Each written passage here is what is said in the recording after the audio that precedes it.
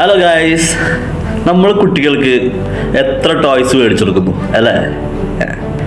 എന്നാലാ ഇതുകൊണ്ട് അവർക്ക് എന്തെങ്കിലും പ്രയോജനമുണ്ടോ, അതിൽ നിന്ന് എന്തെങ്കിലും അറിവ് കിട്ടുന്നുണ്ടോ, അതെന്തെങ്കിലും ആരും ചിന്തിച്ചിട്ടുണ്ടോ? വെറുതെ കുറെ പൈസ കൊണ്ട് കളയാന്നല്ലാണ്ട് ഇതുകൊണ്ടൊന്നും അവർക്കൊരു അറിവോ ഒന്നും കിട്ടുന്നില്ല അല്ലേ? അവിടെയാണ് എഡ്യൂ ടോയ്സിന്റെ പ്രസക്തി ഉള്ളത്. ഇതാണ് എഡ്യൂക്കേഷണൽ ടോയ്സ് എന്നുകൊണ്ട് ഉദ്ദേശിക്കുന്നത് കേട്ടോ.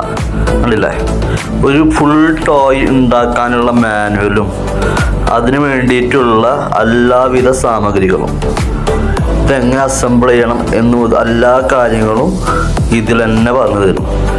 അതുകൊണ്ട് എന്താ, കുട്ടികൾക്ക് സ്വന്തമായി ഒരു ടോയ് ബിൽഡ് ചെയ്യുക, അതിൽ നിന്ന് അവർക്ക് കിട്ടാവുന്ന അറിവ്, ഇതൊക്കെയാണ് ഇതുകൊണ്ട് ലക്ഷ്യമാക്കുന്നത്.